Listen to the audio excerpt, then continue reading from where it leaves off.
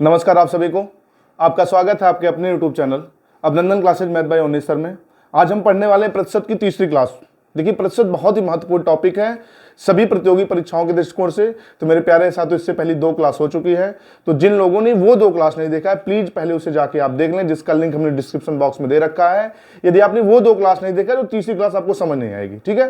तो पहले वो 2 क्लास देख लें, उसके बाद ही ये तीसरी क्लास देखें, क्योंकि प्रतिशत भाई सब फिर से कह रहे हैं सभी प्रतियोगी परीक्षाओं के दृष्टिकोण से बहुत ही महत्वपूर्ण टॉपिक है प्रतिशत। अगर आपका प्रतिशत क्लियर है तो लाभांश, साधारण ब्याज, मिश्रण चक्रवृद्धि सब के सब क्वेश्चन लग जाएंगे। यहां तक कि जब डीआई पढ़ेंगे तो वहां भी प्रतिशत का बहुत ही रोल होता है। तो मेरे प्यारे साथियों, प्रतिशत बहुत ही मन से पढ़ें, प्रतिशत बहुत ही महत्वपूर्ण टॉपिक है। तो आइए शुरू करते हैं तीसरी क्लास। 2 क्लास में प्रश्न संख्या 59 तक कंप्लीट हो चुका है, 59 क्वेश्चन हो गया है। अच्छा, सभी के सभी क्वेश्चन प्रीवियस ईयर वाले ही हैं, ठीक है।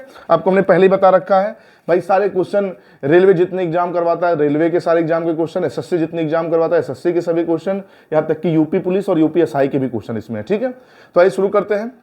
प्रश्न संख्या 60 से आगे बढ़ते हैं।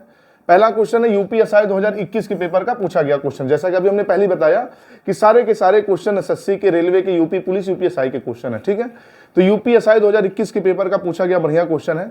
कह रहा राकेश अपनी मासिक आय का 10% घरेलू व्यय पर, 20% पुस्तक पर, 25% कपड़ों पर खर्च करता है और शेष बचत करता है। यदि उसकी बचत की गई राशि 16,083 है तो उसकी मासिक आय क्या है। तो मेरे प्यारे साथियों, जैसा कि हमने पहले ही आपको बता रखा है, जब प्रतिशत सीधा सीधा हो चीजों को 100 मान के लगाएंगे, प्रतिशत टेढ़ा हो तो फ्रैक्शन से। अच्छा, यहाँ पे देखिए, ये आय वाले में 3 प्रकार के प्रश्न आते हैं। एक तो ये होता है कि अपनी मासिक आय का ही सब खर्च करता है, लेकिन एक टाइप होता है, आगे भी वो मिलेगा टाइप हमें, कि शेष का शेष खर्च करते जाता है, ठीक है। तो अभी ये साधारण टाइप है, मतलब मासिक आय का ही 10% घरेलू पर, मासिक आय का 20% पुस्तक पर, मासिक आय का ही 25% कपड़े पे। तो मित्र, हम मान लेते हैं कि जो राकेश है उसकी जो मासिक आय है ना मेरे प्यारे साथियों, मासिक आय हम मान लें 100 रुपया, कि वो महीने का कमाता है 100 रुपया, और खर्च कितना कितना कर देता है। तो आप कहेंगे खर्च कर देता है कि खर्च एक जगह वो कर देता है 10, मतलब अगर 100 आपने मानना है तो 100 का 10% 10 ही होगा। एक जगह 10 रुपया खर्च कर दिया, एक जगह 20 रुपया खर्च कर दिया, एक जगह 25 रुपया खर्च कर दिया। तो आप जोड़ेंगे 10, 20, 30 और 30 और 25 हो जाएगा, 30 और 25 हो जाएगा 55, यानी कि उसने 55 रुपए खर्च कर दिए। तो मित्र, अगर 100 कमाया 55 खर्च किया, 100 कमाया 55 खर्च किया, तो बताइए उसने बचत कितना किया। तो आप कहेंगे 100 से अगर 55 खर्च कर दिया तो 45 बचाया। तो मेरे हिसाब से 45 बचाया, लेकिन वास्तव में उसने कितना बचाया है। तो आप कहेंगे 16,083। तो 45 बराबर 16,083 के। तो मित्र, एक बराबर कितने के। आप कहेंगे 16,083 बटे 45 के, बटे 45 के। तो मित्र, पेपर ने पूछा उसकी मासिक आय क्या है, पेपर ने पूछा उसकी मासिक आय, तो मासिक आय आपने 100 मान रखा है। एक बराबर 16,000 बटे 43 के, तो एक बराबर 16,000 बटे 83, सॉरी 16,083 बटे 45 के, तो 100 बराबर। बाबू 100 का इसमें आप गुणा कर लेंगे, तो अगर 5 से भाग कर दिया जाए 20 बार में, 5 से भाग कर दिया जाए 9 बार में, है ना। अब कैलकुलेशन तो भाई करना पड़ेगा। अब मित्र, अगर आप 9 से भाग करेंगे, 9 से भाग करेंगे इसको, तो 9 एक कम 9, 9 एक कम 9, शेष बच जाएगा 7, शेष बच जाएगा 7, 17 हो जाएगा। 9 सत्ते 63, 9 से 63 फिर से 7 बचेगा, 78 हो जाएगा। 9 अठे 72, शेष बचेगा 6, और फिर 9 सत्ते 63। तो मित्र हो जाएगा 1787 गुणे 20, गुणा करेंगे 0, 7 दूना 14 के 4, शेष हो जाएगा 1, 8 दूना 16 और 1 17, शेष हो जाएगा 1, 7 दूना 14, 4, शेष जाएगा 1, और 2 एक कम 2 और 1 3। तो मेरे प्यारे साथियों, रिजल्ट हो जाएगा 34,740, ऑप्शन सी। तो मित्र, कैलकुलेशन पे थोड़ा सा ध्यान दीजिएगा। यूपीएसआई पिछली बार जितना भी क्वेश्चन करवाया था सब में बड़े बड़े डाटा दे रहा था और कैलकुलेशन वाले क्वेश्चन दे रहा था, ठीक है। नोट कर लें, फिर हम आगे बढ़ते हैं।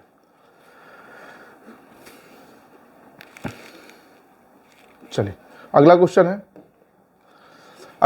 है, एक व्यक्ति अपनी मासिक आय का 20% भोजन पर, 35% शिक्षा पर, 15% अन्य मद पर खर्च करने के बाद 7800 रुपए बचा लेता है, तो उसकी मासिक आय क्या है। तो मेरे प्यारे साथियों, जैसा कि हमने आपको पहले ही बता रखा है कि हम एक टाइप के 2 क्वेश्चन लाते हैं, एक हम लगाते हैं, एक आप लगाते हैं। एक हम आपको समझाते हैं कैसे लगाना है, और दूसरा आपको लगा के चेक करना कि आपको समझ आया कि नहीं। तो मित्र, इस क्वेश्चन का भी जवाब आप देंगे, इस क्वेश्चन को हम नहीं लगाएंगे। अच्छा हाँ, आंसर कमेंट में जरूर किया करें, ठीक है। चलिए, नोट कर लें क्वेश्चन को, और आंसर मुझे चाहिए कमेंट में। चलिए, अगला क्वेश्चन है यूपीएसआई 2017 का क्वेश्चन है। क्वेश्चन कह रहा है, अगर अजय अपने मासिक वेतन का 20% भोजन पर खर्च करता है, 35% यात्रा पर खर्च करता है, 25% मनोरंजन पर खर्च करता है, आखिर में 4500 की बचत करता है, तो यात्रा पर खर्च की जाने वाली राशि। तो मेरे प्यारे साथियों, आपने देखा कि उसने यात्रा पे खर्च किया है 35%। यात्रा पे कितना खर्च किया है? 35%। तो आप ऐसे भी लगा सकते हैं, यात्रा पे अगर 35% खर्च किया है तो भाई जो भी एक बराबर आएगा उसमें 35% उसका निकालेंगे, यानी कि जो ऑप्शन 35 का मल्टीपल होगा वही आंसर होगा। तो 35 कहता है 5 और 7 से, तो 5 भाई सब कट रहा है, 5 से तो चारों कट रहा है। अगर 7 से चेक किया जाए तो 7 से ये कटेगा नहीं, और चेक किया जाए 7 से तो ये 7 कट जाएगा, 7 से 57 कटेगा नहीं, ये 7 कट जाएगा, शेष बचेगा 1, और ये 7 एक कम 7 कट गया, 8 में भाग करेंगे, 7 एक कम 7, शेष बचेगा 17, और फिर 7 दूना 14, शेष बचेगा 3, ये 7 से कट रहा है। इसको देखा जाए तो 7 एक कम 7, ये भी 7 से नहीं कट रहा है। तो मित्र कुल मिला जुला के ऑप्शन भी मेरा हो गया ऐसे, ऑप्शन हमने उड़ा दिया, क्योंकि यात्रा पे खर्च की गई राशि पूछा है और यात्रा पे 35% खर्च किया, तो 35 से कटने वाला ही ऑप्शन हो सकता है आंसर।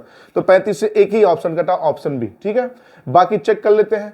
तो वही तरीका, उसकी मासिक आय मित्र मान लीजिए 100 रुपया, मासिक आय मान लीजिए बाबू 100 रुपया, कि 100 रुपया कमाता है।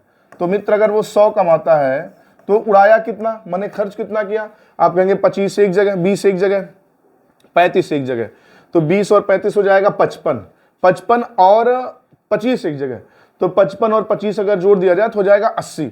तो अब उसने 80 खर्च कर दिया, 80 खर्च कर दिया, 80 रुपये अगर खर्च कर दिया, तो आपसे पूछा जाए कि उसने बचत कितना किया, तो आप कहेंगे बचत किया 45, नहीं सॉरी, बचत किया 20। भाई 100 कमाया, 80 खर्च किया, तो बचत किया 20, और ये 20 बराबर 4500 के, 20 बराबर 4500 के। तो मित्र अगर 20 बराबर 4500 के, तो 1 बराबर, भाई 1 बराबर निकालेंगे, 0 से 0 कट जाएगा, ये 2 से इसको भाग करेंगे, 2 दूना 4, 2 दूना 4, 2 पंजे बस, यानी कि 1 बराबर 225 के, 1 बराबर 225 के।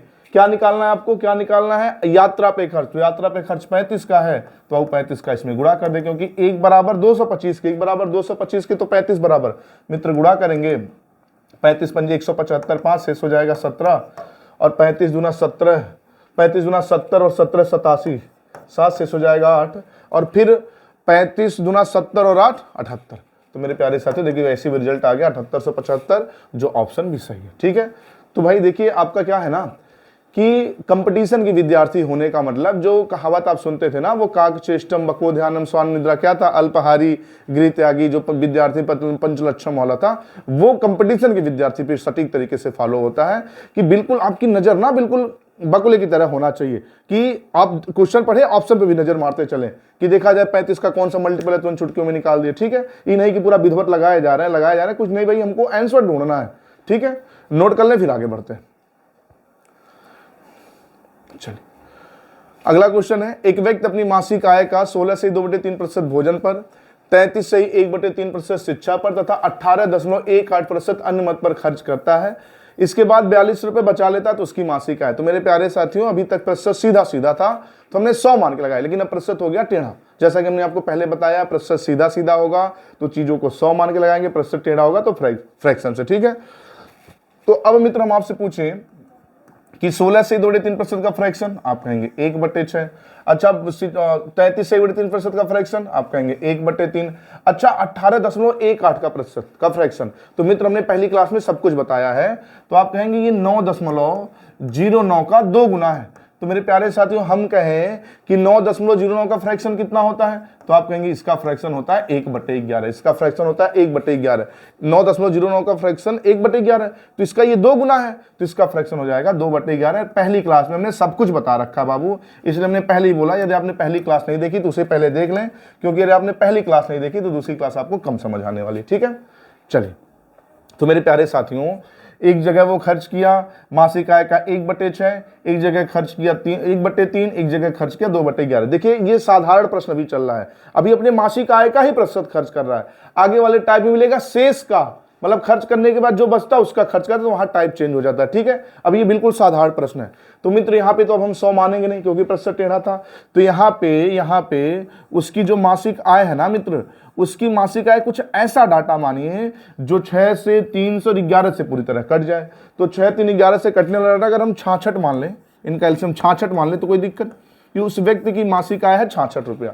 तो बाबू 66 का वो 1/6 एक जगह खर्च किया, 66 का 1/3 एक जगह खर्च किया, 66 का 2/11 एक जगह खर्च किया। तो कुल उसने खर्च कितना कर दिया, तो आप कहेंगे ये 6 से 66 11 बार में, ये 3 से 66 22 बार में, ये 11 से 66 6 बार में, और 6 दूना 12, तो आप कहेंगे उसने खर्च कर दिया 11 रुपए एक जगह, 22 रुपए एक जगह और 6 दूना 12 रुपया एक जगह। मतलब कि भोजन पे खर्च कर दिया 11 रुपया, शिक्षा पे खर्च कर दिया 22 रुपया, अन्न मत पर खर्च कर दिया 12 रुपया। तो हम पूछें कि बाबू उसने खर्च कितना कर दिया, तो आप कहेंगे उसने जो टोटल खर्च किया ये 22 और 11 33 और 33 में 10 जोड़ेंगे, 33 में 10 जोड़ेंगे तो जाएगा 43, 43 दो 45, यानी कि उसने 45 खर्च कर दिया। तो बाबू अगर 45 खर्च कर दिया तो हम पूछे बचाएगा कितना, तो आप कहेंगे भाई कमाता था 66, हमने आय माना है 66, 66 में से अगर 45 उसने खर्च कर दिया तो बचाया कितना, आप कहेंगे 21 बचाया। तो हमारे हिसाब से 21 बचाया, लेकिन उसने बचाया कितना है 4200। तो मेरा 21 रुपया बराबर उसके 4200 रुपया के, उसके 4200 रुपया के। तो अगर 21 रुपया बराबर 4200 के मित्र तो एक बराबर, तो आप कहेंगे 21 गुना 42 एक बराबर 200 के, एक बराबर 200 के। तो उसकी मासिक आय कितनी मान रखी थी हमने 66, तो एक बराबर 200 के, तो 66 बराबर मित्र 66 का गुणा करेंगे, 66 दूना 132 और डबल 0 13,200। तो सही जवाब हो जाएगा इसका ऑप्शन बी। नोट कर ले, बहुत ही बढ़िया क्वेश्चन है। फिर आगे बढ़ते हैं। देखिए हम 100 मान के भी काम करेंगे और फ्रैक्शन से भी काम करेंगे।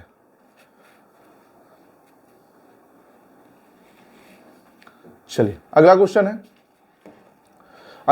है एसएससी सीपीयू 25/11/2020 के पेपर का पूछा गया क्वेश्चन है। कह रहा है रमेश अपनी मासिक आय का 40% भोजन पर, 18% घर के किराए पर, 12% मनोरंजन पर और 5% वाहन पर खर्च करता है, लेकिन एक पारिवारिक समारोह के कारण से 20,000 के खर्च को पूरा करने के लिए ऋणदाता से 16,000 रुपए का उधार लेना पड़ता है, तो उसकी मासिक वेतन कितना। बहुत ही बढ़िया क्वेश्चन है मेरे प्यारे साथियों, लॉजिकल क्वेश्चन है, बहुत ही बढ़िया क्वेश्चन है, थोड़ा सा लॉजिकल क्वेश्चन है और सीपीएसआई के पेपर का पूछा गया क्वेश्चन है। देखिए है क्या कि ये 20,000 खर्च को पूरा करने के लिए, इसका मतलब ये हुआ मित्र कि उसका जो महीने का खर्च है ना, उसके महीने का खर्च 20,000 रुपया है, लेकिन 20,000 का खर्च पूरा करने के लिए उसने ऋण कितना लिया, 16,000 रुपये उधार लिया। तो बाबू आप कहेंगे भाई 20,000 का उसका खर्च है और वो 16,000 रुपया ले रहा, क्यों भाई 4,000 क्यों कम ले रहा है। तो थोड़ा सा लॉजिक वाला क्वेश्चन, इसका मतलब ये हुआ बाबू कि उसको 16,000 तो वो खर्च करता होगा भाई, उसको 20,000 हर महीने उसकी 20,000 सैलरी है, लेकिन समारोह के कारण भाई वो जल्दी से उसको पैसे की जरूरत है, तो किसी ऋणदाता से केवल 16,000 उधार लिया। तो 16,000 क्यों लिया, 4,000 क्यों नहीं लिया भाई, 4,000 और लेता तो पूरा 20,000 हो जाता। तो मेरे प्यारे साथियों वो 4,000 इसलिए नहीं लिया होगा क्योंकि इसको 16,000 वो हर महीने खर्च करता होगा और 4,000 रुपए की क्या करता होगा, बचत करता होगा। थोड़ा सा लॉजिकल क्वेश्चन है।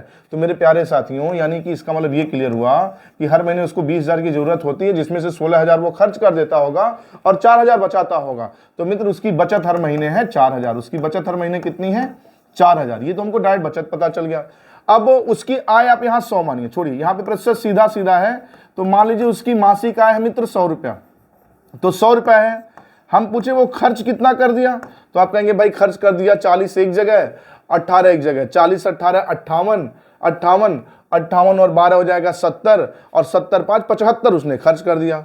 तो बाबू 100 में से अगर वो 75 खर्च कर दिया तो हम कहें बचत कितना किया, तो आप कहेंगे बचत उसने किया 25, बचत किया 25 और यहाँ बचत कितना किया 4,000। तो इसका मतलब ये हुआ मित्र, इसका मतलब ये हुआ कि ये 4,000 बराबर 25, तो 25 बराबर 4,000 मित्र, तो एक बराबर। तो आप कहेंगे यार 25 से हम 400 को भाग करें तो 16 बार भाग जाएगा और एक जरूर उतर जाएगा, यानी कि एक बराबर 160 के, एक बराबर 160 के। उसका मासिक वेतन पूछा है, तो मासिक वेतन बाबू आपने 100 मान रखा है और एक बराबर 160 के, तो 100 बराबर भाई गुणा कर लेंगे, रिजल्ट हो जाएगा 16,000। ऑप्शन डी सही जवाब। ठीक है, एसएससी सीपीयू 2020 के पेपर का पूछा गया क्वेश्चन, बढ़िया क्वेश्चन, नोट कर फिर आगे बढ़ते हैं। चलिए अगला क्वेश्चन है साहब एसएससी एमटीएस 2021 के पेपर का पूछा गया क्वेश्चन है। देखिए प्रीवियस ईयर लगाने के फायदे बाबू, ये क्वेश्चन सीपीयू ने पूछा 2020 में, सीपीयू में पूछा गया 2020 में, ये क्वेश्चन पूछा गया एसएससी एमटीएस 2021 में। अगर दोनों क्वेश्चन को आप बाबू ध्यान से पढ़ें, दोनों क्वेश्चन को ध्यान से पढ़ें, तो ये दोनों के दोनों क्वेश्चन मुझे लग रहा है सेम है, सिर्फ डाटा का चेंज है। देख लेते हैं। सोनू अपनी मासिक आय का 42% किराए पर, 16% मनोरंजन पर, 10% परिवहन पर और 7% अन्य मद पर खर्च करता है, लेकिन एक पारिवारिक समारोह के कारण उसे 18,000 रुपए की जरूरत थी, जिसके कारण उसने 12,500 रुपए का ऋण लिया। तो उसकी मासिक आय सेम पिछला क्वेश्चन मित्र, सिर्फ डाटा चेंज है। तो मित्र इस क्वेश्चन को भी आप लगाएंगे और इसका जवाब मुझे कमेंट में जरूर देंगे। और मेरे प्यारे साथियों प्लीज आपसे रिक्वेस्ट है क्लास अगर समझ आ रही हो, अगर आप वीडियो देख रहे हैं तो वीडियो को लाइक कर दो। प्लीज़ आपके जानने वाले जो कंपटीशन की तैयारी करने वाले उनके पास ये जरूर शेयर कर दें आप, ठीक है। चलिए नोट कर लें, आंसर जरूर कमेंट में करिएगा। चलिए अगला क्वेश्चन है एसएससी सीएचएसएल 1 जून 2022 के पेपर का पूछा गया क्वेश्चन है। कह रहा है एक आदमी अपनी मासिक आय का 15% घर के किराए पर खर्च करता है, शेष राशि का 60% घरेलू खर्च पर खर्च करता है, अंत में वह 52,500 रुपए बचा लेता है, तो उसकी कुल आय निकटतम कितना है। मित्र देखिए आ गया शेष वाला कंडीशन, है ना, शेष वाला कंडीशन आ गया। तो मित्र अब यहाँ पे चीजों को अगर आप 100 मान के लगाते हैं, दो कंडीशन, अगर इसको आप 100 मान के लगाए बाबू, एक तरीका तो 100 मान के कि माना उसकी जो मासिक आय है अगर 100 है, ठीक है, तो सबसे पहले इसका 15% वो घर के किराए पर, तो घर के किराए पर उसने खर्च कर दिया, घर का किराया इसका 15% खर्च कर दिया। तो अब वो घर का किराए पर अगर 15% वो खर्च किया, अब सीधे किराया लिख देते हैं, ठीक है। घर के किराए पे अगर उसने 15% खर्च किया तो 100 से 15 घर के किराए पे खर्च कर दिया, तो भाई 100 का 15% 15 ही होता है, तो 15% उसने किराए पे खर्च कर दिया। तो फिर कह रहा है शेष राशि, तो हम पूछे बाबू आपसे शेष कितना बचा, तो आप कहेंगे शेष बच गया 85, शेष बच गया 85। अब इस शेष का 60% घरेलू खर्च पर खर्च करता है, तो बाबू आप चाहे तो इसका 60% निकाल लें। तो मित्र अगर हम 85 का, यहाँ नहीं कहीं और लिखते हैं, अगर इस 85 का हम 60% निकालें, 60% निकालें मित्र, तो 20 तियां 60, 20 पंजे 100 और 5 से 17 बार में, तो 17 तियां 51 उसने खर्च कर दिया मित्र। 51 उसने खर्च कर दिया कहाँ, आप कहेंगे घरेलू सामान पर, तो घरेलू सामान पर अगर उसने 51 खर्च कर दिया मित्र, तो फिर हम पूछे फिर शेष कितना बचा, तो आप कहेंगे भाई 85 बचा था, वहां से भी इसने 51 खर्च कर दिया, भाई 85 बचा था, वहां से भी इसने 51 खर्च कर दिया, तो बचा कितना भाई, 5 से 1 घटाएंगे 4, 5 से घटाएंगे 4 और 8 से 5 घटाएंगे 3, यानी कि 34 रुपया बचा, 34 रुपया बचा। और ये 34 कितने के बराबर है, तो ये 34 बराबर है 52,500 के, तो 52,500 भाई वही तो बचा रहा है, तो 52,500 को बाबू आप 34 से भाग कर दीजिए, क्योंकि 1 बराबर 34 बराबर 52,500 के होगा बचत, भाई बचत यहाँ 34 है, भाई शेष बचत ही तो बचा, क्योंकि इसके बाद कुछ खर्च तो नहीं कर रहा कहीं पे, घरेलू में के बाद बचा लेता है, तो घरेलू में 51 खर्च करने के बाद शेष कितना बचा, 34 से 34 बचत ही है ना, तो ये 34 जो बचत है ये 52,500 के बराबर होगा, तो 34 बराबर 52,500 के मित्र, तो 1 बराबर कितने के भाई 52,500 बटे 34 के। पेपर ने पूछा कि निकटतम को लाए, निकटतम मतलब पूरा नहीं कटेगा, तो भाई निकटतम भाई आय 100 है, तो मान लीजिए 100 बाबू, यहाँ से जब गुणा भाग करेंगे, गुणा भाग अगर किया जाए तो 2 से भाग कर दें 50 बार में और 2 से भाग कर दें 17 बार में, 2 से भाग कर दें 17 बार में, कैलकुलेशन भाई लंबा है करना पड़ेगा, 17 बार में भाग चला जाएगा। तो मित्र अगर हम गुणा भाग इसका करें, गुणा भाग करें तो सीधे या तो चलिए 17 से भाग ही कर दें, नहीं गुणा करके भाग करते हैं, क्या हो जाएगा 0 0 0, 3 0 हो जाएगा, और 5 पंजे 25, शेष हो जाएगा 2, और 5 दूना 10, 2 12 शेष हो जाएगा 1, 5 25 25 और 1 26।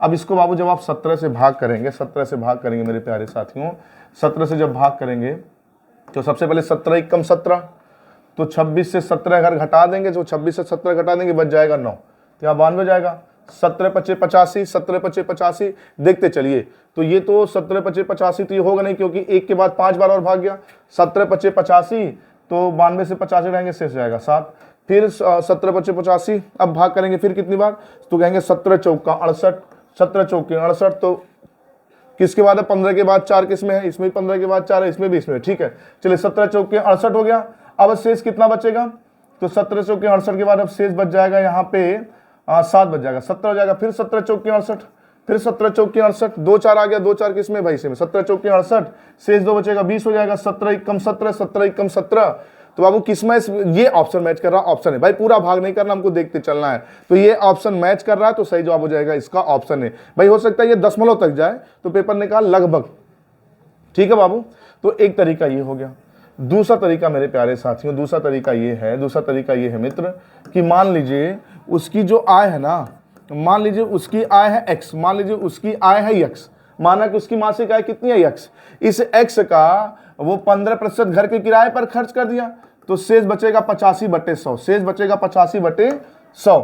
अब इस 85/100 का ये जो खर्च कर दिया भाई, 15% खर्च कर दिया तो शेष कितना बचेगा? 85/100। अब ये जो ये शेष बचा, इसका 60% ये घरेलू मत पे खर्च कर दिया। तो बाबू घरेलू मत पे खर्च कर दिया, 60 निकल जाएगा तो शेष बचेगा 40। हमेशा 100 से घटाना है। ये शेष बचेगा 40, इसके बाद कहीं नहीं खर्च कर रहा है, तो ये इसके बाद ये बच गया, जो शेष बचा वही तो बचत है, और वो बराबर हो जाएगा 52,500 के। तो मित्र यहां से फिर से जब आप गुणा भाग करेंगे ना, तो 20 दूना 40, 20 पंजे 100, 5 से 17 बार में फिर वही कंडीशन हो गया।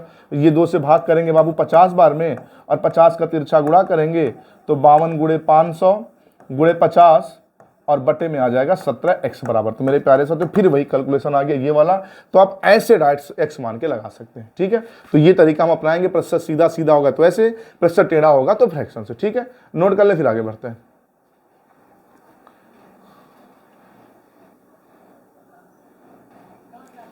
चलिए, हो गया ना। चलिए अगला क्वेश्चन है मेरे प्यारे साथियों, अगला क्वेश्चन है आरआरबी ग्रुप डी 2022 के पेपर का पूछा गया क्वेश्चन है। हरि के वेतन में से घर के किराए में से 15% की कटौती की जाती है। शेष राशि का 20% बच्चों के शिक्षा पर खर्च किया जाता है। शेष राशि का 10% चिकित्सा पर खर्च किया जाता है। अंत में उसके पास 42,840 रुपए की राशि बच जाती है। तो इसकी मासिक आय क्या है? मेरे प्यारे साथियों आप देख सकते हैं पिछला क्वेश्चन एसएससी सीएचएसएल 2022 का सीएचएसएल ने क्वेश्चन पूछा, और ये क्वेश्चन रेलवे ग्रुप डी 2022 ने पूछा। तो मेरे प्यारे साथियों ऐसा नहीं कि आप एसएससी लगा रहे तो रेलवे में नहीं आएगा, रेलवे लगा रहे तो एसएससी में नहीं आएगा। ये देखिए सेम क्वेश्चन, ये क्वेश्चन सेम पिछले क्वेश्चन के टाइप का है, सिर्फ और सिर्फ डाटा चेंज है। तो मेरे प्यारे साथियों आप समझ चुके होंगे, इस क्वेश्चन का भी आंसर आपको बताना है, और आंसर जरूर बताएंगे आप कमेंट में, ठीक है। नोट कर लें, बहुत ही बढ़िया बढ़िया क्वेश्चन है। देखिए मेरे क्लास में ये बात है कि देखिए हम ऐसे क्वेश्चन, हर टाइप के क्वेश्चन भी लाके करवा सकते हैं। सिलेबस खत्म कर दे, क्वेश्चन करवा के फिर आप प्रैक्टिस के लिए प्रीवियस ईयर लगाएंगे। लेकिन मेरे प्यारे साथियों मेरी क्लास में आपका प्रीवियस ईयर भी लग रहा है, सिलेबस भी कंप्लीट हो रहा है, और हर टाइप के क्वेश्चन भी लग रहे हैं, ठीक है। तो प्रीवियस ईयर भी आप लगा ही रहे हैं एक साथ, बस आप ये पढ़ लें, बहुत है। चलिए अगला क्वेश्चन है।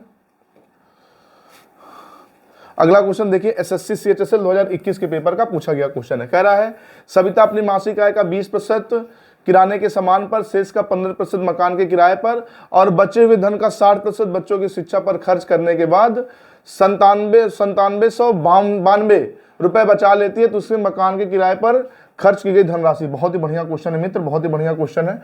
तो आइए सॉल्व करते हैं। तो मेरे प्यारे साथियों कुल मिला जुला के पूछा क्वेश्चन मकान के किराए पर खर्च की गई धनराशि।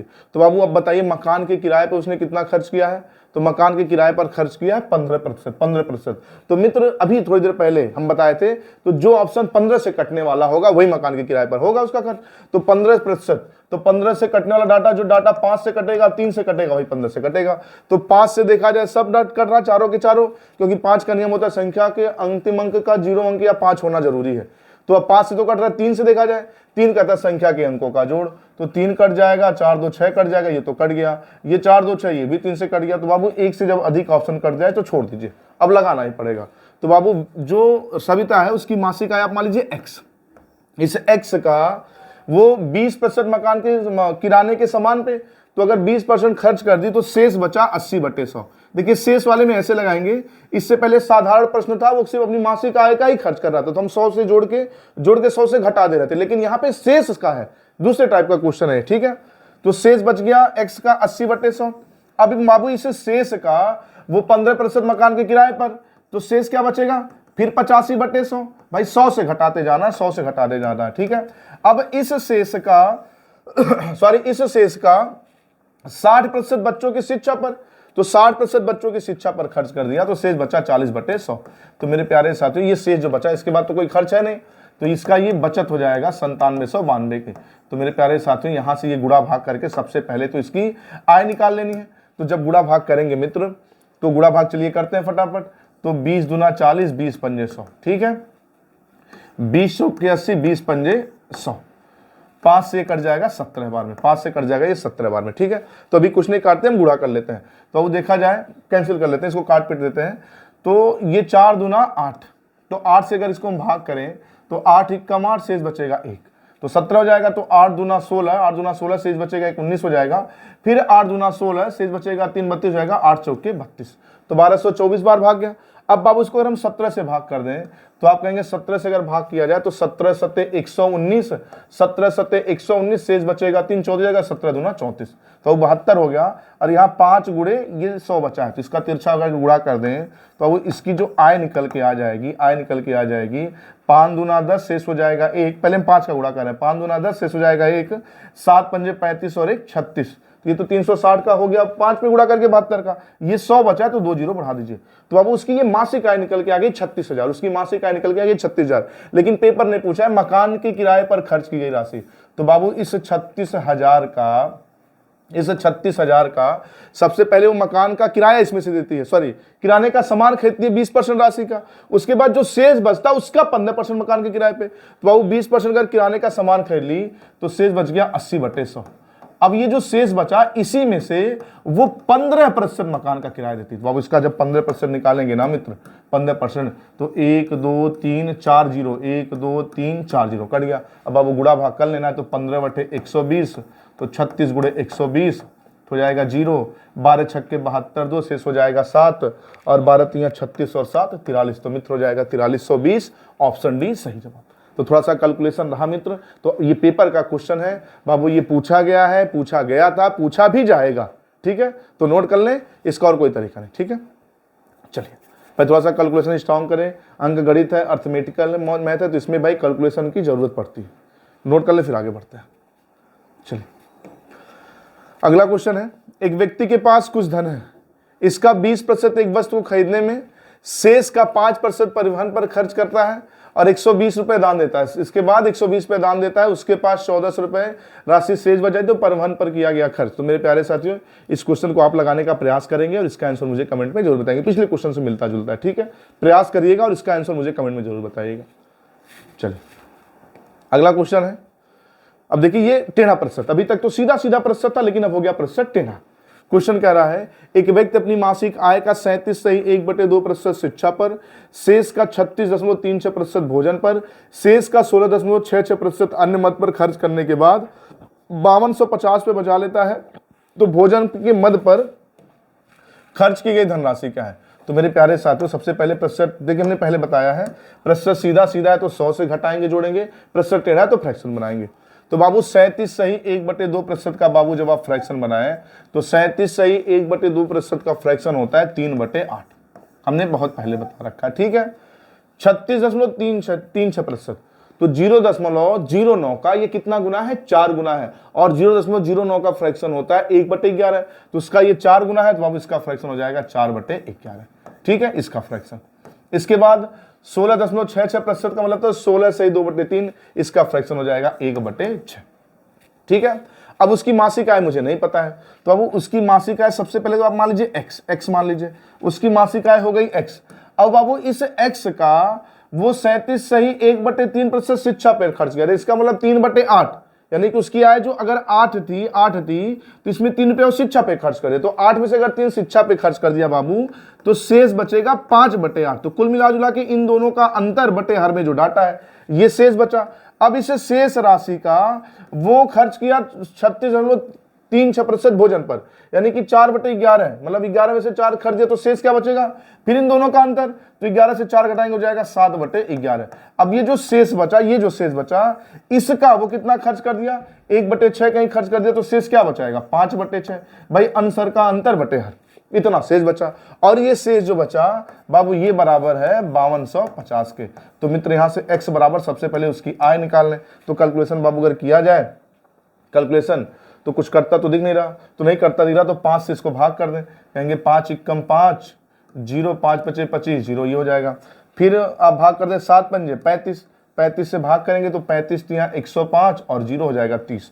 तो अब यहाँ से x बराबर उसकी आय देखा जाए तो उसकी आय हो जाएगी 30 गुणे भाई 8, 11 और 6 का तिरछा गुणा कर लेंगे इधर, तो जाएगा 8 गुणे 11 गुणे 6। गुणा करने की जरूरत नहीं क्योंकि पेपर ने आय नहीं पूछा, आगे पूछा है कि भोजन के मद पर किया गया खर्च क्या है। तो मित्र आपने देख लिया कि उसकी जो आय है वो 30 गुणे 8 गुणे 11 गुणे 6 उसकी आय है। तो सबसे पहले वो किस पे पूछा है, भोजन पर खर्च की गई राशि। तो बाबू 37 से 3% शिक्षा पे खर्च कर दिया है, तो शेष बचा क्या है भाई, 3 में से 8 खर्च कर दिया, शेष क्या बचा, शेष बचा 5/8, शेष बचा 5/8। अब इस शेष का वो भोजन पे खर्च किया 4/11, तो इसका 4/11 निकाल लेंगे, तो 11 से 11 कट गया, 8 से 8 कट गया, ये गुणा कर लेंगे 30 छक्का 180, 30 छक्का 180 गुणे 4 पंजे 20, तो बाबू गुणा करेंगे तो 18 दूना 36 और ये डबल 0 यानी कि 3600 रुपये खर्च करता है। सही जवाब हो जाएगा और इसका ऑप्शन बी। ठीक है, बहुत ही बेहतरीन क्वेश्चन है, नोट करें फिर हम आगे बढ़ते हैं। चलिए नोट कर लीजिए फिर आगे बढ़ते हैं। चलिए अगला क्वेश्चन है, एक व्यक्ति अपनी मासिक आय का 2/5 भाग भोजन पर, शेष का 1/4 भाग शिक्षा पर, शेष का 2/3 भाग अन्न मद पर खर्च करने के बाद 5040 बचा लेता है, तो उसकी मासिक आय क्या है। तो मेरे प्यारे साथियों, उसकी मासिक आय आप मान लीजिए x, उसकी मासिक आय आप क्या मान लीजिए x। यहाँ पे फ्रैक्शन नहीं बनाना, जो भी प्रतिशत ये फ्रैक्शन में है ऑलरेडी, कोई प्रतिशत रहा होगा ऑलरेडी ये फ्रैक्शन में बटे में है। तो बाबू अगर 2/5 खर्च कर दिया तो शेष क्या बचेगा, 3/5। अब इस शेष का वो 1/4 खर्च किया तो शेष क्या बचेगा, 3/4। हमने बताया दोनों का अंतर बटे हर वाला डाटा। ठीक है, अब इसके बाद 2/3 खर्च कर दिया तो शेष क्या बचेगा, 1/3, और लास्ट में कुल मिला जुला के जो बराबर बचत है वो 5040 के है। ठीक है, तो अब यहां से अगर कैलकुलेशन किया जाए तो 3 का 3 में गुणा करेंगे 9, 3 का 3 में गुणा करेंगे 9, और मित्र 9 से अगर इसको हम भाग कर दें तो आप कहेंगे 9 पंजे 45, 9 पंजे 45, शेष बचेगा 5, हो जाएगा 54, 9 छक्के 54, 0 हो जाएगा 560। अब मित्र इसका गुणा कर लें तो 4 पंजे 20 और 20 तियां 60, 60 का तिरछा गुणा कर लेंगे तो x बराबर 560 गुणे 60। तो बाबू ये 2 0 हो जाएगा, और 6 का 6 में गुणा करेंगे 36, शेष हो जाएगा 3, और 6 पंजे 30, 3 33, तो उसकी मासिक आय हो जाएगी 33,600, ऑप्शन डी। ठीक है, तो कभी कभी क्वेश्चन ऐसे बटे में करके दे देता है, प्रतिशत में नहीं देता। ठीक है, नोट कर लें फिर आगे बढ़ते हैं। चलिए अगला क्वेश्चन है, एक व्यक्ति अपनी मासिक आय का 1/4 भाग भोजन पर, शेष का 3/4 भाग वस्त्र पर तथा इसके बाद शेष का 1/2 भाग शिक्षा पर खर्च करने के बाद 1500 रुपए बचा लेता, तो उसकी मासिक आय क्या होगी। मेरे प्यारे साथियों, आप तो समझ चुके होंगे कि भाई इस टाइप का एक क्वेश्चन हमने लगा लिया है और ये क्वेश्चन आप लगाएंगे। ठीक है, तो इस क्वेश्चन को आप लगाएंगे और इसका आंसर कमेंट में जरूर करना है मेरे प्यारे साथियों। ठीक है, नोट कर ले फिर आगे बढ़ते हैं। चलिए अगला क्वेश्चन आरआरबी एनटीपीसी 2021 के पेपर का पूछा गया क्वेश्चन है, बढ़िया क्वेश्चन है। कह रहा है ए और बी दोनों के वेतन का योग 4300 रुपए है। ए अपने वेतन का 95% खर्च करता है और बी अपने वेतन का 80% खर्च करता है। यदि उनके बचत की राशि समान है तो ए का वेतन, बहुत ही बढ़िया क्वेश्चन है मित्र, ए का वेतन माना ए रुपया और बी का वेतन माना बी रुपया। इनके बचत समान है बाबू, इनके बचत समान है। तो सबसे पहले ए ने खर्च कर दिया 95%, तो अगर ए अपने वेतन का 95% खर्च कर दिया बाबू तो बचाया कितना, आप कहेंगे 5% बचाया। ठीक उसी तरह बी अपने वेतन का अगर 80% खर्च कर दिया तो बचाएगा कितना, तो आप कहेंगे 20% बचाएगा, तो 20/100। ये दोनों बचत हैं बराबर, तो बीच में लगा दिया बराबर का साइन। अब बाबू यहां से अगर गुणा भाग करें तो 100 से 100 कट जाएगा, 5 एकम 5 और 5 चौके 20, तो ये 4 रुपया ए की आय हो गई और ये 1 रुपया बी की आय हो गई। क्लियर ना। तो पेपर ने ए का मान पूछा, ए का वेतन, तो ए का वेतन बाबू देखिए, ए का वेतन क्या आ गया 4, यानी कि 4 से कटने वाला ही ऑप्शन होगा। तो 4 कहता है कि अंतिम अंक 4 से कटे, तो 45 4 से कटता नहीं है, 30 4 से कटता नहीं है, 42 4 से कटता नहीं है, तो ऑप्शन सी सही हो गया, खत्म। बाकी पूरा लगाना हो तो बाबू ए का वेतन 4 है, बी का वेतन 1 है, तो दोनों का वेतन मिला के 4 और 1 5, और यहाँ पे दोनों का वेतन का योग है 4300, तो 5 बराबर 4300 के, तो 1 बराबर भाग करेंगे 5/40, 5/40, शेष बचेगा 3, तो 30 हो जाएगा, और 5 छक्के 30, 0 हो जाएगा। 1 बराबर 860 के, 1 बराबर 860 के। ए का वेतन पूछा है तो ए का वेतन 4 है, तो 4 बराबर कितने के बाबू, 4 का गुणा करेंगे 0, 6 चौके 24, 4 शेष हो जाएगा 2, 8 चौके 32 और 2 34, 3440, ऑप्शन सी। ठीक है, तो प्रयास किया करें भाई, अभी हमने बताया बिल्कुल आपका दिमाग तेज होना चाहिए, कब कहां से आंसर मिल जाए वही आंसर बता के आगे बढ़ जाना। ठीक है, चलिए नोट करिए। चलिए अगला क्वेश्चन है, टाइप चेंज हो गया, एसएससी सीएचएसएल 2019 के पेपर का पूछा गया क्वेश्चन है। कह रहा है चीनी की कीमत में 20% की वृद्धि होने पर कोई व्यक्ति अपनी खपत में कितने प्रतिशत की कमी कर ले कि इसका खर्च केवल 8% बढ़े। देखिए बहुत ही बढ़िया क्वेश्चन है बाबू, तो करना कुछ नहीं है, मान लीजिए प्रतिशत भाई सीधा है तो 100 मान के मान लीजिए कि पहले चीनी का कीमत रहा हो 100 रुपया, व्यक्ति चाहे जितना चीनी खरीद के लाता हो, 2 किलो 4 किलो 5 किलो चाहे जितना, लेकिन 100 रुपए की चीनी लाते हो, तो 100 रुपए का चीनी आता था, लेकिन वही चीनी अब 100 रुपए में नहीं मिलेगा। भाई कोई आदमी मार्केट जाता था, दुकानदार को 100 की पत्ती पकड़ाता था और वो फिक्स चीनी जो भी चीनी मिलता था तौल के दे देता था। फिर दुकानदार गया 100 रुपया फिर पकड़ाया, कहा नहीं भैया आपसे इतना चीनी नहीं मिल पाएगा। क्यों नहीं मिल पाएगा? क्योंकि चीनी का दाम बढ़ गया 20%। अब उतना चीनी आपको लेने के लिए मुझे देना होगा 120 रुपया। भाई 100 था 120 हो गया। लेकिन भाई दुकानदार ग्राहक कहता है भाई तो भाई जान ही रहे महंगाई बढ़ी रहा आजकल, महंगाई भाई बढ़ गया, तो भाई 120 रुपया मेरे पास नहीं है, मेरे जेब में 8 रुपया और पड़ा है, दाम वो केवल 8% बढ़ाएगा। तो भाई अब जितना चीनी पहले लाता था वो मिलेगा 120 रुपये में, लेकिन ये केवल 8 रुपया बढ़ा रहा है, तो जायज सी बात है चीनी अब कम मिलेगा, चीनी अब कम मिलेगा नहीं उसकी खपत कम होगी। तो बाबू अब वो अगर 8 रुपया पकड़ाया यानी कि उसको मिलेगी चीनी कितने रुपए की? 108 रुपए की, केवल वो 8% अपना खर्च बढ़ा रहा है। तो बाबू चीनी का दाम अब हो गया 120, लेकिन वो सिर्फ खर्च कितना कर रहा है? 108 खर्च कर रहा है, सॉरी 108 खर्च कर रहा है। तो बाबू अब अगर 108 खर्च कर रहा है तो भाई चीनी की खपत वो कम किया। तो पहले अब हम आपसे पूछें कि उसने कितना रुपया कम किया? भाई जितना रुपया कम किया होगा उसी रेशियो में चीनी का दाम भी कम होगा। तो आप कहेंगे 12 रुपया कम कर दिया, तो 12 कम कर दिया गुणे 100 किसके कंपेयर में? 120 के कंपेयर में। तो वो 20 से भाग करेंगे 10 बार में और 10 से 100 कट जाएगा, 10 बार में रिजल्ट हो जाएगा 10% खत्म। ऑप्शन ए, ठीक है। आप सोचेंगे तो रुपया कम करवा दिए, तो बाबू जिस रेशियो में रुपया खर्च करेगा उसी रेशियो में तो चीनी की मात्रा मिलेगी, ठीक है। तो भाई 120 में चीनी मान लीजिए 5 किलो मिलता हो, तो यहाँ 5 लिखेंगे, यहाँ से कुछ कम लिखेंगे, तो जो रेशियो चीनी की मात्रा का होगा वही रुपए खर्च, वही रेशियो, वो रेशियो ये खर्च किए गए रुपए के क्या होगा, ये बराबर होता है, ठीक है। नोट कर ले, फिर आगे बढ़ते हैं। बहुत ही बढ़िया क्वेश्चन है। चलिए अगला क्वेश्चन है, कह रहा चीनी के मूल्य में 20% की वृद्धि होने से कोई ग्राहक इसके खपत में कितने प्रतिशत की कमी कर ले कि उसका खर्च मात्र 5% बढ़े। तो मित्र सेम पिछला क्वेश्चन है। भाई आप लिखेंगे 100 से 120 हो गया, लेकिन 105 खर्च करेंगे तो 15 कम खर्च करेंगे, गुणे 100 किसके कंपेयर में? 120 के कंपेयर में। तो इस क्वेश्चन को भी आप लगाएंगे और उसका आंसर मुझे कमेंट में जरूर बताएंगे, ठीक है। चलिए अगला क्वेश्चन है, कह रहे चावल के मूल्य में 16 से 2.3% की वृद्धि होने से कोई व्यक्ति इसकी खपत में कितने प्रतिशत की कमी कर ले कि उसका खर्च 8 से ही 1/3% बढ़े। तो मेरे प्यारे साथियों अब ये क्वेश्चन प्रतिशत टेढ़ा वाला नहीं है, सीधा वाला प्रतिशत नहीं है कि 100 मान के निपटा दे, ये प्रतिशत है टेढ़ा। तो अब अगर ये प्रतिशत टेढ़ा है तो हमने बताया जब प्रतिशत टेढ़ा हो तो फ्रैक्शन बनाते हैं।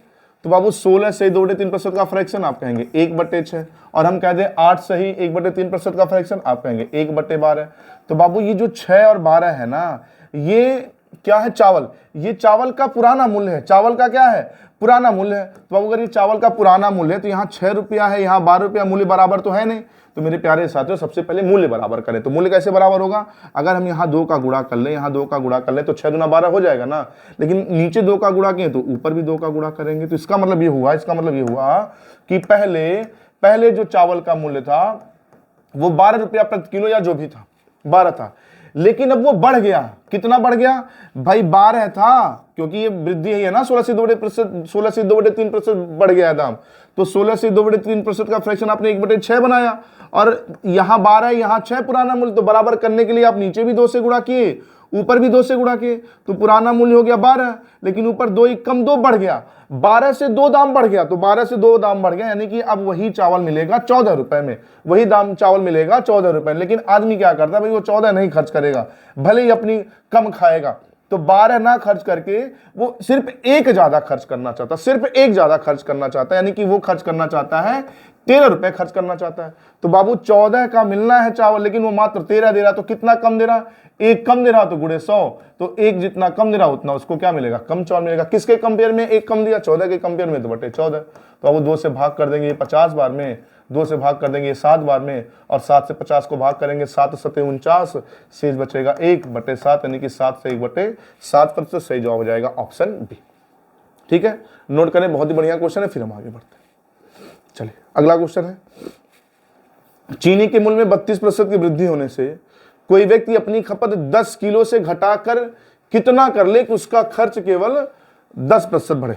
तो मित्र बहुत ही बढ़िया क्वेश्चन ये भी है कि माना कि ऐसे 100 मान के कि पहले दाम बढ़ने से पहले वो 100 रुपए में 10 किलो ले जाता था। भाई ये 10 किलो कहां से आया?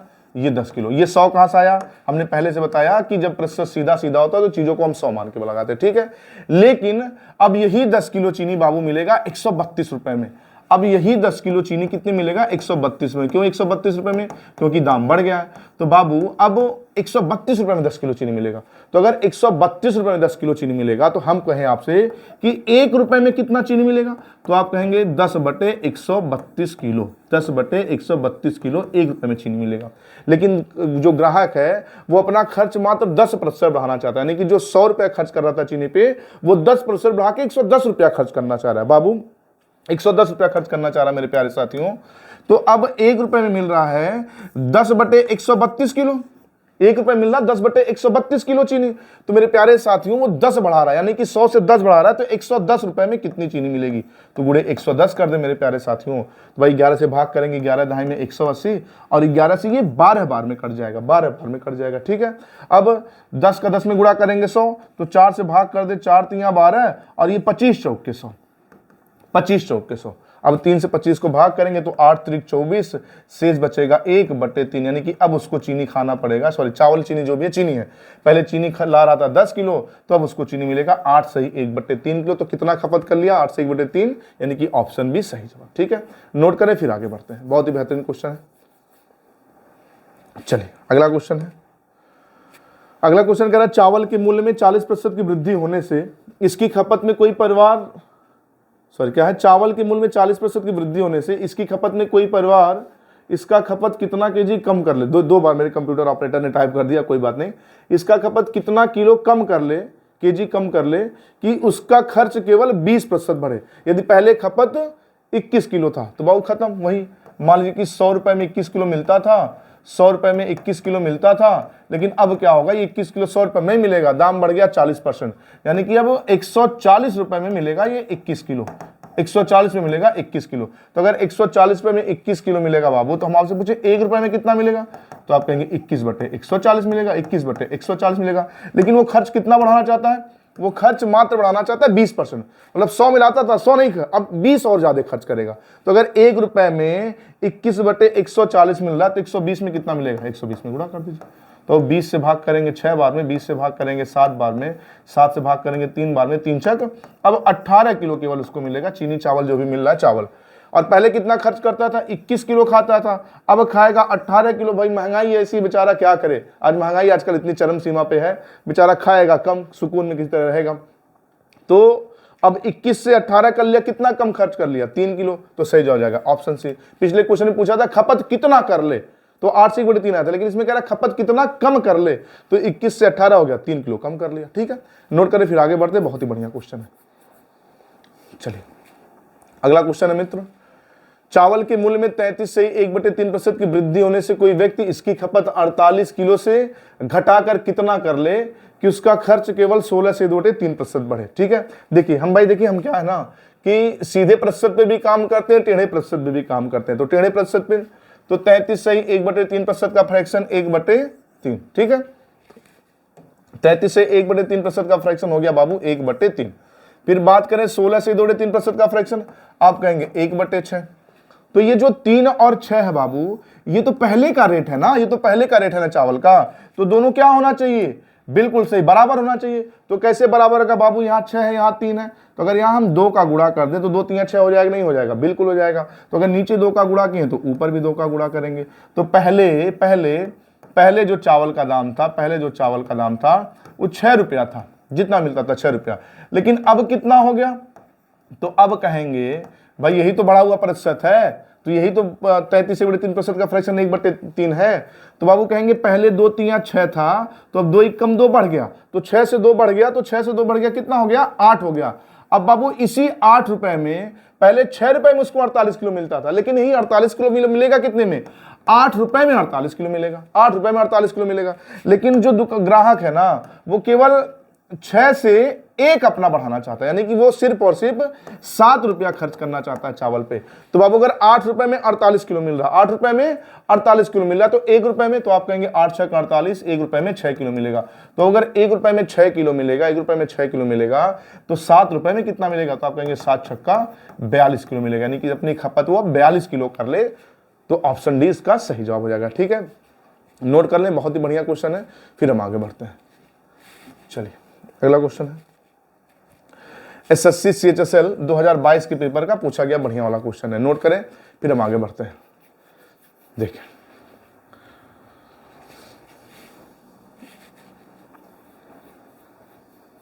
क्वेश्चन कह रहा है, एक परिवार चीनी खरीदने के लिए प्रति माह 240 रुपए खर्च करता है। चीनी की कीमत में 25% की वृद्धि होने पर इस मद पर खर्च की जाने वाली राशि अपरिवर्तित रखने के लिए चीनी की खपत 1.5 किलो कम कर देते हैं, तो चीनी का बढ़ा हुआ मूल्य या नया मूल्य, देखिए बढ़ा मूल्य या नया मूल्य एक ही बात है, नया मूल्य क्या है। तो मेरे प्यारे साथियों कुछ नहीं करना है, इसका मतलब ये हुआ कि आदमी 240 रुपया मार्केट लेके जाता था, जितना चीनी लाना होता था लाता था, हर बार जितना लाता था। लेकिन इस बार क्या हुआ, जैसे दुकानदार के पास पहुंचे 240 रुपया पकड़ाए और वो क्या किया 1.5 किलो, ऐसे समझिए 1.5 किलो चीनी कम तौल के दे दिया। तभी तो कम दिया, तभी तो ये खपत कम किए। तो ये क्वेश्चन के काहे कम दे दिया, तो काहे कि अब 20-25% दाम क्या हो गया है, बढ़ गया है। मतलब जो पहले कुल खर्च ये कर रहे थे इसका 25% दाम बढ़ गया। तो बाबू इसका अगर हम 25% निकालें, 25% निकाले तो आप कहेंगे 25 से कम 25, 25 चौके 100 और 4 से अगर इसको हम भाग कर दे तो कह देंगे 60, यानी कि दाम अब 60 रुपया बढ़ गया है। और यही 60 रुपया उनके पास ना होने की वजह से, 60 रुपया न देने की वजह से उनको जो चीनी है वो 1.5 kg कम मिल रहा है। तो अब अगर 60 रुपए में 1.5 kg मिलता है तो हम आपसे पूछे 1 किलो कितने मिलता है, तो आप कहेंगे 15 चौके 60, लेकिन एक अंक पे दशमलव था, तेजी उड़ा देंगे, यानी कि 1 किलो चीनी का दाम अब है बाबू कितना रुपया, 40 रुपया। 40 रुपया, यानी कि ऑप्शन सी सही जवाब हो गया। तो ये हो गया चीनी का बढ़ा मूल्य या नया मूल्य। लेकिन पेपर कहता नहीं हमको पुराना मूल्य बताइए या मूल मूल्य बताइए या प्रारंभिक मूल्य बताइए। पुराना कहे, मूल कहे, प्रारंभिक कहे तो एक ही बात है। तो मान लीजिए प्रारंभिक मूल्य x था और 25% दाम बढ़ गया तो 125/100, भाई बढ़ गया तो 125/100 बराबर नए दाम कितने के, आप कहेंगे 40 के। तो 25 से भाग कर दे, 25 पंजे 125, 25 चौके 100 और ये 5 से इसको भाग कर दे तो हो जाएगा 8। तो गुणा कर लेंगे तो 8 चौके 32, यानी कि पहले जो चीनी का मूल्य था वो 32 था और 25% बढ़ के हो गया 40। ठीक है, नोट कर लें फिर हम आगे बढ़ते हैं। बहुत ही बढ़िया क्वेश्चन है, सीएचएसएल 2022 का क्वेश्चन है। चल अगला क्वेश्चन है एसएससी सीजीएल 21 अप्रैल 2022 के पेपर का पूछा गया क्वेश्चन है। कह रहा गेहूं की कीमत में 15% की कमी होने से कोई व्यक्ति 2720 रुपए में 6 किलो गेहूं 27 किलो गेहूं खरीद सकता है। देखिए यहाँ पे ना मेरे ऑपरेटर क्या करिए भाई, गलती हो जाती है, सबसे गलती हो जाती है। यहाँ पे 6 किलो गेहूं यहाँ पे होगा कम खरीद सकता है भाई, दाम अगर सॉरी दाम घट गया है ना तो भाई अधिक खरीद सकता है। दाम घट गया तो दाम घटने का मतलब ये हुआ कि उसके पास पैसा बच गया। भाई सीधी सी बात है, आप मार्केट जाते हैं, आप आलू खरीदने, मान लीजिए 1 किलो 20 रुपए में लाते हैं, तो आपके घर पे कोई आपको 20 रुपया दिया कि बेटा जाओ 1 किलो आलू लेके आओ। आप गए मार्केट में 1 किलो आलू लिए, 5 रुपया दे दिया वापस, तो इसका मतलब रेट कम हुआ, तो 5 रुपया कहेंगे और दे दीजिए आलू।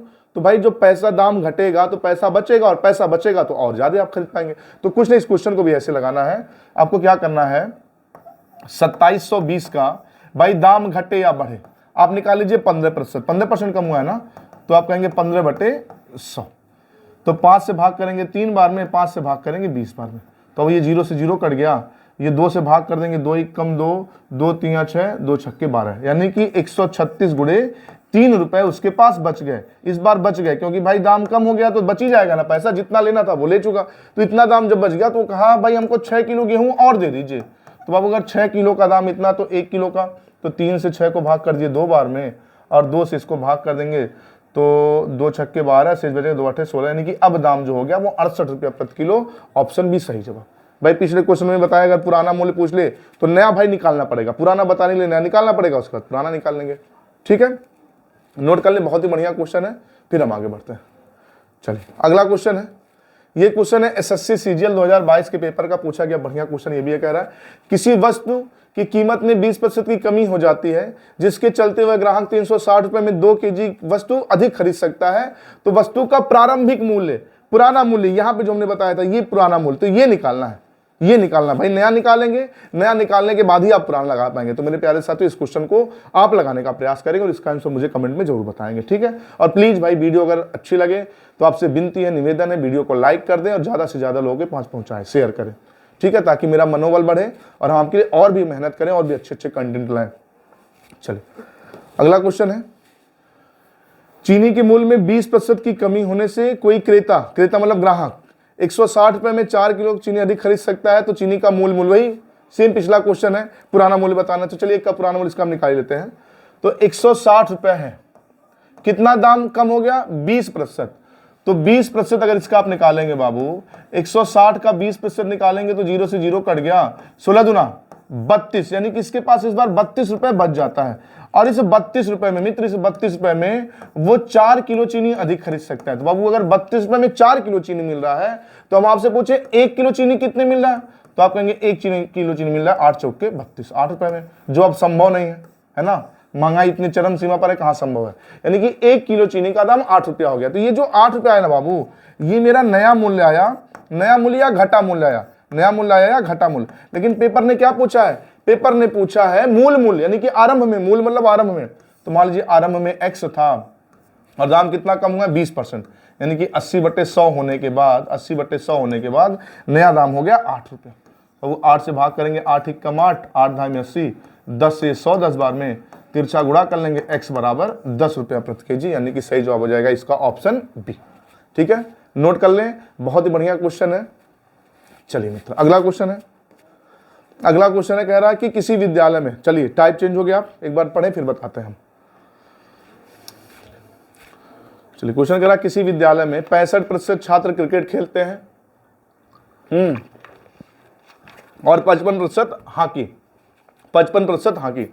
यदि प्रत्येक छात्र एक खेल जरूर खेले तो दोनों खेल खेलने वाले विद्यार्थियों का प्रतिशत क्या है? तो मेरे प्यारे साथियों सुनिए, इसमें लैंग्वेज पे बड़ा ध्यान देना होता है, लैंग्वेज पे बड़ा डायग्राम से भी लगाया जाता है, लैंग्वेज पे बड़ा ध्यान देना होता है। देखिए कह रहा है क्रिकेट खेलते हैं, इस बात पे ध्यान दीजिएगा, क्रिकेट खेलते हैं या फिर कहते केवल क्रिकेट खेलते हैं, केवल क्रिकेट खेलते हैं, सिर्फ क्रिकेट खेलते हैं, दोनों लैंग्वेज में अंतर है।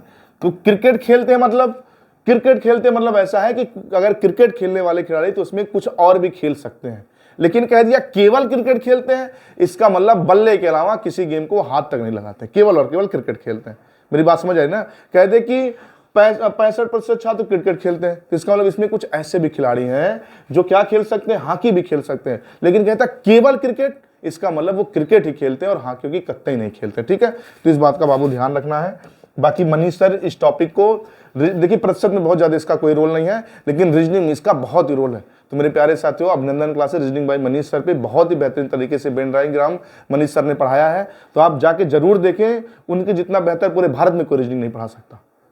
ये मेरा चैलेंज है आपसे, एक बार आप वीडियो को देखें फिर आप कमेंट करें, वीडियो अच्छी लगे तो लोगों तक जरूर पहुंचाएगा। और भाई कह रहे ना, उनसे अच्छा कोई पढ़ा नहीं सकता, पूरा सिद्ध करके एक एक चीज कॉन्सेप्ट से बताते हैं। ठीक है, चलिए यहां देखिए, कह रहा 65% छात्र क्रिकेट खेलते हैं, 65% छात्र क्रिकेट खेलते हैं, और कह रहा 55% छात्र हॉकी। देखिए केवल नहीं कहा है हॉकी, तो इसका मतलब ये हुआ कि अगर हॉकी क्रिकेट खेला, इसके मतलब और भी खेल खेलने की गुंजाइश है। इसका मतलब ये जो 65% ना, इसमें कुछ हॉकी भी खेलने वाले हैं, इस 55% में कुछ क्रिकेट भी खेलने वाले हैं। लेकिन अगर ये केवल क्रिकेट कह देता, इसका मतलब वो सिर्फ और सिर्फ क्रिकेट ही खेलते हैं। तो अब अगर इनको हम जोड़ें, इनको आपस में हम जोड़ें, तो 65 और 55 अगर आप जोड़ेंगे तो कहेंगे 5 5 10, शेष हो जाएगा 1, 6 5 11 और 1 12। तो बाबू ये 100% होता है कोई भी चीज, 100% से कितना एक्स्ट्रा हो गया?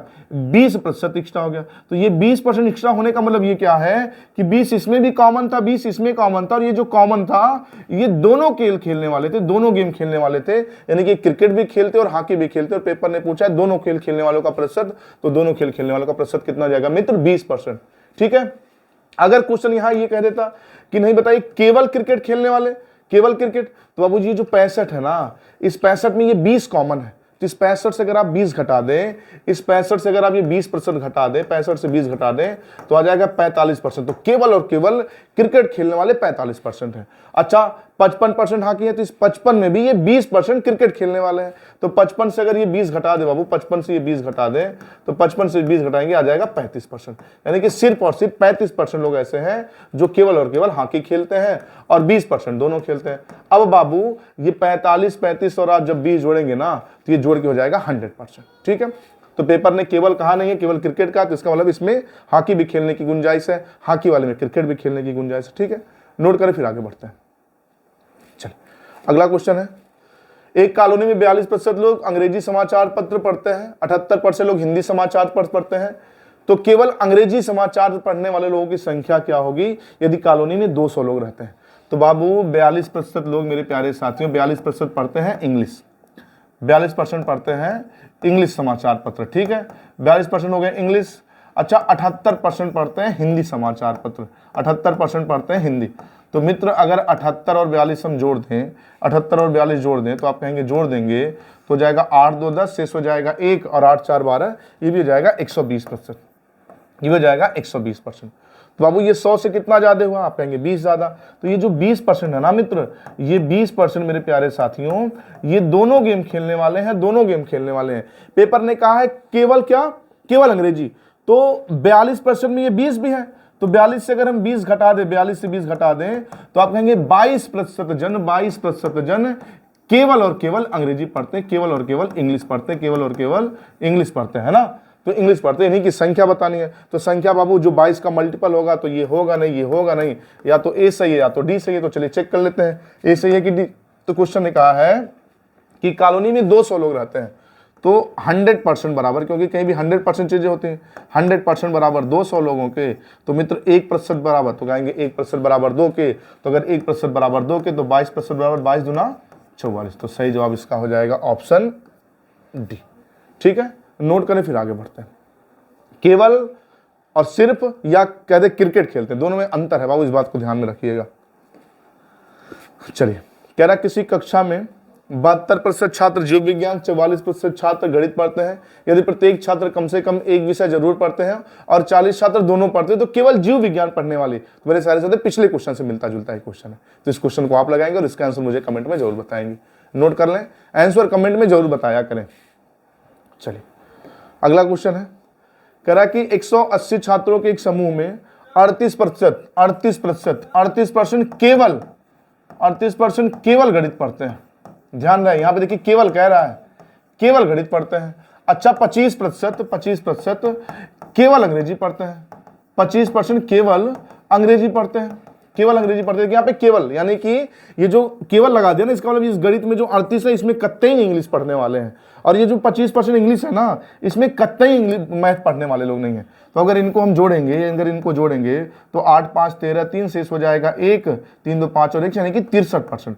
तो ये देखिए 100 से इस बार कम हो गया। क्यों कम हो गया? कि इसमें कोई कॉमन नहीं है। तो 100 से कितना कम है? तो आप कहेंगे 100 से ये 27 कम है, यानी कि जो 27% है बाबू, ये 27% दोनों पढ़ने वाले। जैसे पिछले क्वेश्चन में 100 से जितना ज्यादा होता था वो दोनों पढ़ने वाले थे। क्यों ज्यादा हो जाता था? क्योंकि उसमें जो अंग्रेजी समाचार पत्र या क्रिकेट खेलने वाले केवल नहीं शब्द कह रहा था, केवल शब्द नहीं कह रहा था, इसलिए वो 100 से ज्यादा, क्योंकि उसमें दोनों वाले भी सम्मिलित थे। और यहाँ केवल लगाया है, यानी कि 37 में सिर्फ और सिर्फ गणित वाले हैं और इस 25 में सिर्फ और सिर्फ अंग्रेजी वाले हैं। तो हमने जोड़ा हो गया 63, तो 100 से कितना कम है? 27। तो इस बार जितना कम है दोनों पढ़ने वाले हैं, ठीक है। पेपर ने क्या पूछा है? तो गणित चुनने वाले, तो बाबू 100% बराबर 180 के, टोटल 180 लोग हैं, तो 100% बराबर 180 के। तो मित्र 1% बराबर, तो आप कहेंगे 180/100 के, 180/100 के। कह रहा गणित चुनने वाले, कहता केवल गणित, तो इसमें हम 38 का गुणा करते। कह रहा गणित चुनने वाले, यानी कि गणित ये भी पढ़ते हैं और ये भी तो दोनों गणित पढ़ते हैं। तो गणित पढ़ने हो जाएंगे 38 और 27 जोड़ेंगे, तो 38 और 27। कैलकुलेशन बाबू चेक कर लिए, कहीं गलत नहीं है ना मेरा। ये हो जाएगा 8 5 13 से जाएगा 1 3 5, ठीक है, सही है। अच्छा, ये घटाएंगे, अच्छा देखिए कैलकुलेशन, ये 100 से 63 घटाएंगे बाबू, तो ये 37% आएगा, क्षमा करेंगे ये 37 आएगा। तो 37% ये जो दोनों पढ़ते हैं, ये भी गणित पढ़ते हैं और ये भी गणित पढ़ते हैं। तो 37 और 38 अगर जोड़ दिया जाए, तो 37 और 38 दो जोड़ेंगे हो जाएगा 40 और 75।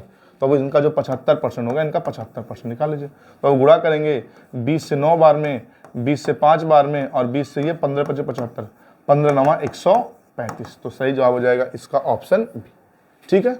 नोट कर लें, फिर आगे बढ़ते हैं। चलिए, अगला क्वेश्चन है एसएससी जीडी 2019 के पेपर का पूछा गया क्वेश्चन है। कह रहा किसी परीक्षा में 34% विद्यार्थी गणित में, 42% अंग्रेजी में असफल हुए और 20% दोनों विषय में असफल हुए, तो कितने प्रतिशत विद्यार्थी सफल हुए?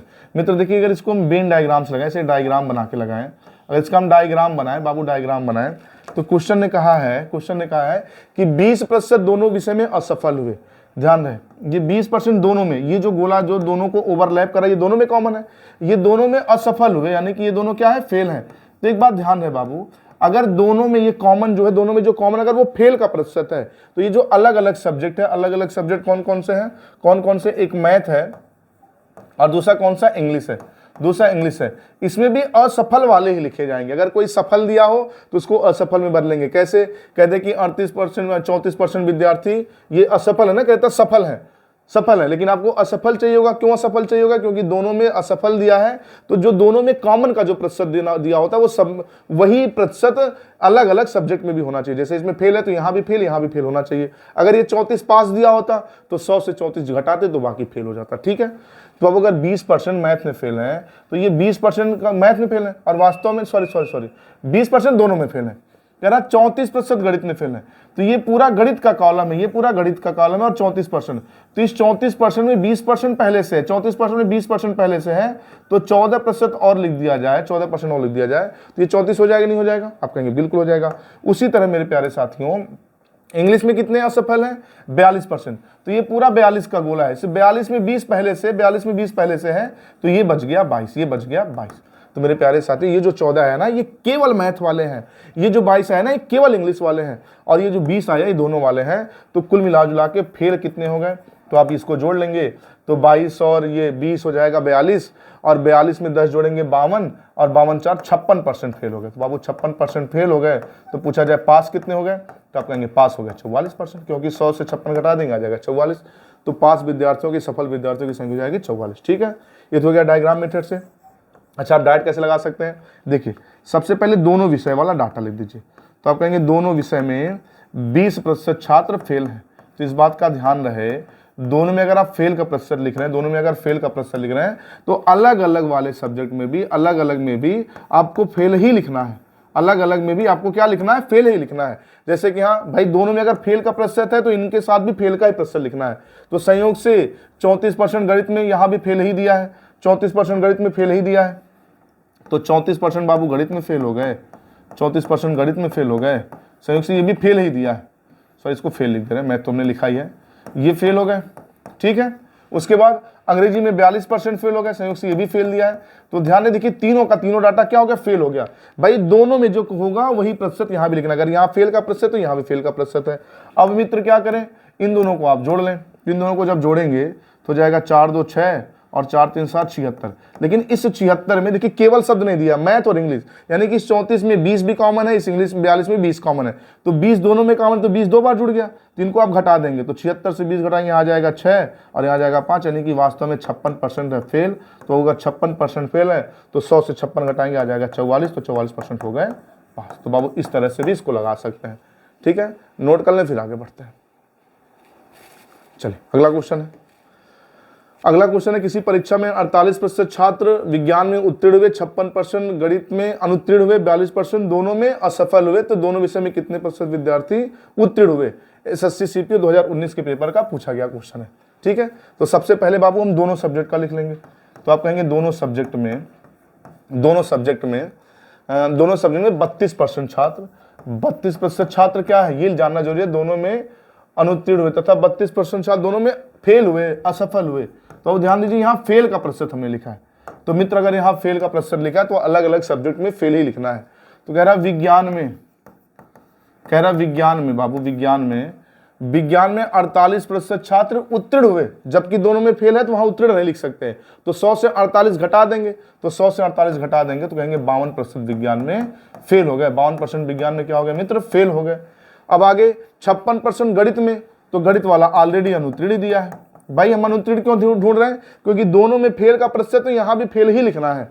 तो बाबू यहाँ पे 56% गणित में पहले ही फेल दिया है।